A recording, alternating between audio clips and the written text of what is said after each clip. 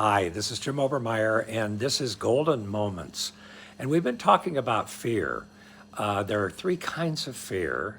There is the fear, the dreadful fear. There's a fear of events and things that might happen in your life. Then there's a fear of man. I'll explain what that is. That's what we're talking about today. And then there's a fear of God. And I'll be talking about that tomorrow. But the fear of man can just debilitate a person so terribly. It can happen in so many different ways. It can happen through a job. It can happen in a marriage. It can happen as a child where you're afraid not only of your parents maybe, and I'm not talking about a healthy, respectful fear, but I'm talking about a dreadful fear. I grew up that way. I grew up with a terrible fear of my father, and partly because he was an alcoholic and he would come home drunk and belligerent and mistreated my mother. And, I just kind of tried to stay out of his way. Unfortunately, my older brother didn't, and he paid for it in many ways. But fear is a horrible thing if it's a dreadful fear of people.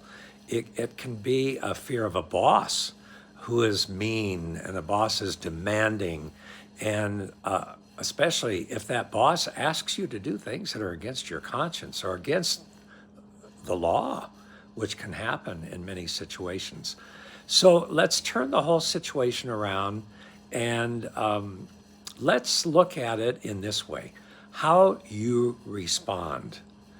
And if you let fear take hold of your life, you're not going to be a happy person. And you say, but you don't know my situation well. You don't know the situations I've been in. The first type of fear we're talking about, I went through one of the most horrible earthquakes in Los Angeles there ever was, the Northridge quake. And the thing is the fear of man. Yes, I've worked in situations where you feared the boss because the boss could have fired you in a second if they wanted to, if you didn't do what they said or you didn't perform like they wanted you to perform. And I think that we need to use wisdom. And now there's the key. Look at yourself and look at your fear. Face your fears and say, how can I turn this around for my good to make me a better person?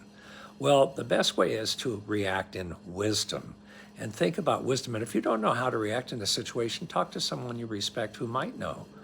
If it's a boss that's asked you to do something illegal, instead of saying, I can't do that, I won't do that, just be nice and say, what will that do to the company if I do that and we are found out that it's illegal?